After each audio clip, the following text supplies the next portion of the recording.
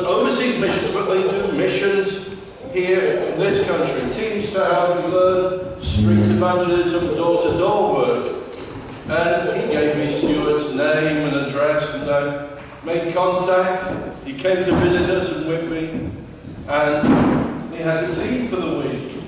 And during the time, they were saying, but we go to Africa. James, you should go. Tanzania would be good for you. And I said, well, I'd love to, but I can't afford it. I'm pastoring a small church. Everything is tied up there. But that night, Stuart shared with the church and said, look, he wants to go, why don't you send him? The church members came to me and said, do you really? I said, yes. They said, look, we'll pray, and if it's God's will, then we'll raise the money.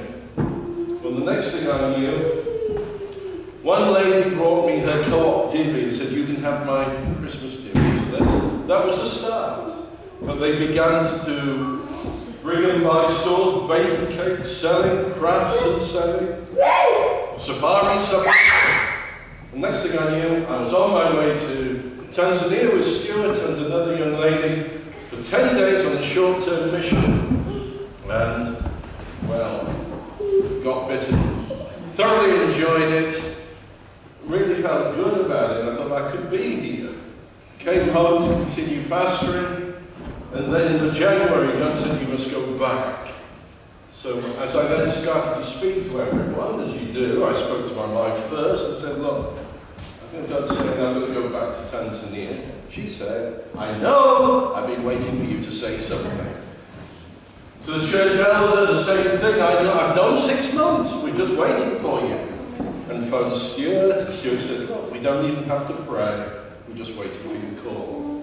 And that's how it really came about, that my wife and I went out in 2002 to Tanzania. We had a year together, and we were based in the church in Kabbalah with Robert, who is the national representative.